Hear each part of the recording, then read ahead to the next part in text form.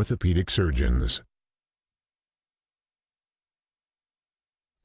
The Connecticut River is the longest in New England, and it needs your help. Andrew Fisk, he works with the Connecticut River Watershed Council, and he's here to tell us how we can make the river a cleaner and safer place. Thank you for joining us today. Great to be here. Let's talk about the state of the Connecticut River overall. You know, if you had to rate it, how is the river doing?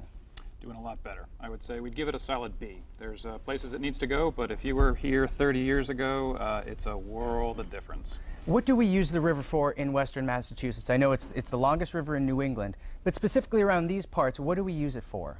Sure. Aside from recreation, the river has, for thousands of years actually, been providing a whole lot to anybody who's lived along it. It can be used for industrial processes. People use the water to make stuff. And if you're in Holyoke, there's the Holyoke Gas and Electric Dam, so the river generates a lot of electricity for us as well. So we enjoy it, we use it, and it has a great impact on our quality of life and our economy.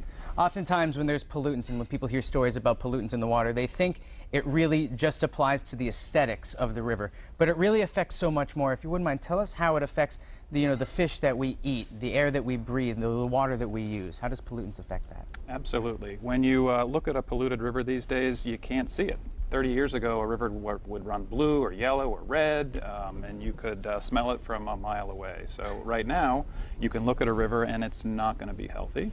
And that could be because there's not enough fish in it. When you think about the fish that use the Connecticut River, you know, their job, many of those fish have to come from the ocean and they swim up the river and they go all the way up to Vermont to be able to finish their life cycle and do their work and then go back to the ocean. And if there's dams there, it makes it hard for them to get by. And some of the things that we put into the river, whether it's runoff from a parking lot, you know, when it rains, there's a lot of stuff that we drop on the ground, and that makes it hard for fish and bugs to do their jobs in the river. And that's where the Watershed Council comes in to try to rectify the wrongs that we've all done to the Connecticut River. What specific work do you do in and around our community to help the river get back to where it needs to be? Well, I think it's not just our work. It's really important to know that all of us here in the valley, we've spent hundreds of millions of dollars to improve the river. So we've all been doing really good work over the years and putting money into pipes and plants and making it cleaner. So I think we all owe ourselves some credit on that. But we also ask people to come on out and clean the river. There's a lot of trash in the river, unfortunately, and that can...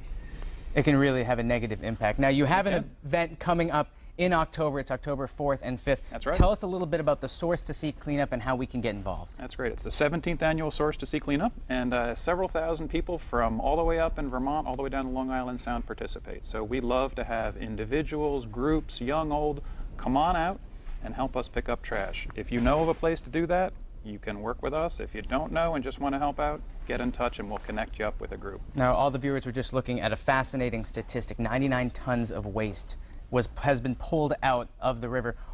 What kinds of things do you pull out of there? It seems like that's such an amazing, vast amount of waste. It certainly is. Well, here's your true-false quiz. Okay. A cement mixer was pulled out of the river in Holyoke, Massachusetts. True or false? Because that seems so ridiculous. I'm going to go with true. You're right. Who dumps a cement mixer? I don't know. 15 cars in Wethersfield Cove, Connecticut. True or false?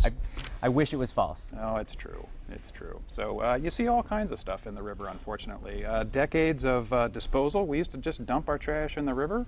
Some of the more unfortunate, when there are storms, unfortunately, people's homes and belongings can be impacted by flooding, and you'll find that debris in the river as well. So that's a very unfortunate circumstance. And other people, you know, they just chuck their stuff over the bank. Well, you're aiming to fix that. Andrew, thanks for the work that you do in our community. And if you want more information, you can always go to ctriver.org to find out how you can help.